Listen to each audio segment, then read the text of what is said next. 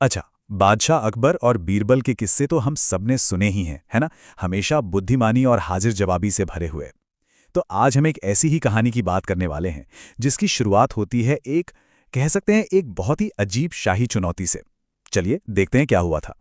तो हुआ यूं कि एक सुबह दरबार में सब कुछ, आप जानते हैं जैसा होता है, बिल्कुल सामान्य चल रहा था। और तभी बादशाह अकबर ने अपने सारे दरबारियों के सामने एक ऐसा सवाल रख दिया जिसे सुनकर सबके सब हैरान रह गए।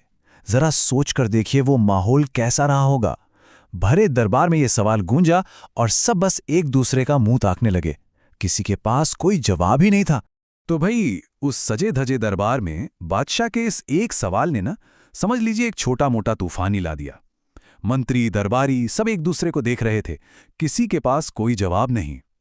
लेकिन जब सब चुप थे, बिल्कुल सन्नाटा, तब एक आवाज उठी। एक आवाज जिसने इस चुनौती को स्वीकार किया। और वो कौन थे? हमेशा की तरह बीरबल। बीरबल ने बड़ी शांति से कहा कि उन्हें जवाब ढूंढने के लिए सिर्फ एक दिन का वक्त चाहिए। अब बादशाह अकबर मान तो गए, पर उन्होंने साथ में एक शर्त भी रख दी।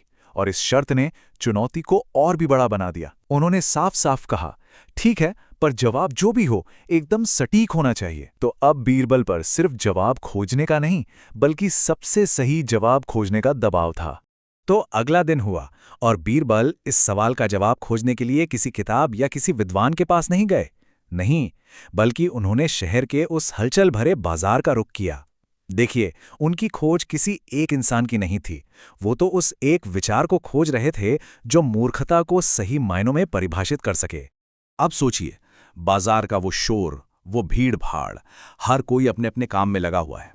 और उस सब के बीच बीरबल एक बहुत ही तेज नजर वाले ऑब्जर्वर की तरह बस लोगों को देख रहे थे, उनके स्वभाव को पढ़ रहे थे। क्योंकि उन्हें ये यकीन था कि बादशाह के सवाल का जवाब किताबों में नहीं मिलने वाला। वो तो जिंदगी की इसी उथल पुथल में कहीं छुपा हुआ है। और फिर ज्यादा देर नहीं लगी, उनकी तेज नजरें दो ऐसे, कह सकते हैं कि बड़े अजीब लोगों पर जाकर टिकीं। और यही दो लोग, अनजाने में ही सही, बीरबल को उस पहेली का जवाब देने वाले थे जिसे पूरा का पूरा दरबार मिलकर भी नहीं सुलझा पा रहा था। तो लीजिए, बीरबल को सबसे बड़े मूर्ख के खिताब के लिए दो उम्मीदवार मिल गए। और मजे की बात यह कि दोनों की मूर्खता एक दूसरे से बिल्कुल अलग थी। एक तरफ एक ऐसा आदमी था जो अपने गधे को ही अपना मालिक मानता था, और दूसरी तरफ एक ऐसा आदमी जो उसी डाल को काट रहा था जिस पर वो खुद बैठा था। पहले बीरबल ने उस आदमी को देखा। वो खुद तो भूखा लग रहा था, लेकिन बड़े प्यार से अपने गधे को घास खिला रहा था। बीरबल से रहा नहीं गया, उन्होंने वजह पूछ ही ली। तो उस आदमी ने बड़ी मासूमियत से जवाब दिया, अरे साहब, ये गधा ही तो मेरा मालिक है, इसके बिना मैं कुछ भी नहीं हूं। अब ये अजीब सी भक्ति देखकर बीरबल भी अपनी मुस्कुराहट नहीं रोक पाए। वहां से थोड़ी ही दूर पर दूसरा नजारा था। एक आदमी पेड़ की उसी डाल को आरी से काट रहा था जिस पर वो मजे से बैठा था। बीरबल ने उसे टोका भी, चेतावनी दी कि भाई गिर जाओगे, लेकिन वो आदमी अपने आत्मविश्वास में चूर, उसने बीरबल की बात अनसुनी कर दी। और फिर क्या, जैसा कि होना ही था, डाल कटी और वो धड़ाम से जमीन पर, और फिर दर्द से चिल्लाने लगा। बस इन दो उदाहरणों के साथ ही बीरबल के दिमाग में जवाब की तस्वीर बिल्कुल साफ हो चुकी थी। अब उनके चेहरे पर एक विजयी मुस्कान थी और वो सीधे दरबार की ओर लौट चले, उत्सुक बादशाह के सामने अपनी खोज पेश करनी थी। तो बीरबल वापस दरबार में पहुंचे और उन्होंने उन दोनों मूर्खों की कहानी एक एक करके सुनाई। अब उनकी बातें सुनकर क्या हुआ होगा? अरे, मंत्री और दरबारी तो ठहाके लगाकर हंसने लगे। वो जो गंभीर सा माहौल था ना दरबार का, वो ठहाकों से गूंज उठा। लेकिन एक मिनट, जहां पूरा दरबार हंस रहा था, वहीं बादशाह अकबर का चेहरा अभी भी गंभीर था। वो इन दो कहानियों से संतुष्ट नहीं हुए थे। उन्होंने बीरबल पर और दबाव डालते हुए सीधा पूछा, ठीक है बीरबल, ये सब तो ठीक है, पर इन दोनों में से बड़ा मूर्ख कौन है? और बादशाह के इस सवाल पर दरबार में एकदम सन्नाटा छा गया। Pin drop silence.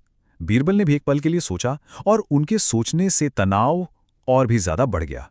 और फिर बीरबल ने अपना वो शानदार जवाब दिया। उन्होंने कहा, जहां पना सबसे बड़ा मूर्ख वो है जो बिना सोचे समझे कोई सवाल पूछ लेता है और फिर ये उम्मीद करता है कि उसका जवाब बहुत आसान सा होगा। इस एक जवाब ने मूर्खता की पूरी परिभाषा ही बदल दी। फोकस मूर्खतापूर्ण कामों से हटकर मूर्खतापूर्ण सवालों पर आ गया। एक पल की गहरी खामोशी, और फिर बादशाह अकबर जोर से हंस पड़े। उनकी हंसी गूंज उठी। उन्होंने बीरबल की इस बेमिसाल बुद्धिमत्ता की, इस हाजिर जवाबी की खूब खूब प्रशंसा की। और बीरबल ने एक बार फिर यह साबित कर दिया था कि असली ताकत तो समझदारी में ही है। तो इस मजेदार कहानी से हमें सीखने को क्या मिलता है? क्योंकि यह सिर्फ हंसने हंसाने वाला एक किस्सा तो है नहीं। बीरबल के उस एक जवाब में एक बहुत गहरा संदेश छिपा है। चलिए उस संदेश को थोड़ा समझते हैं। तो देखिए, यहां सबसे जरूरी सीख ये है कि असली बुद्धिमानी सिर्फ जवाब खोजने में नहीं है, बल्कि सही और अच्छे सवाल पूछने में है। होता क्या है कि जब कोई जल्दबाजी में सवाल पूछता है, तो वो अक्सर एक आसान, एक सिंपल सा जवाब चाहता है, और यही तो मूर्खतापूर्ण हो जाता है। असलियत तो यह है कि किसी भी जवाब की क्वालिटी इस बात पर निर्भर करती है कि सवाल किस क्वालिटी का पूछा गया था। और बस इसी एक विचार के साथ हम इस कहानी के अंत पर पहुंचते हैं। ये कहानी हमें सोचने पर मजबूर करती है कि आज की इस तेज तर्रार दुनिया में, जहां हर कोई बस जवाबों के पीछे भाग रहा है, एक सचमुच का, एक बुद्धिमानी भरा सवाल पूछना आखिर कैसा लगता होगा? इस पर सोचिएगा जरूर।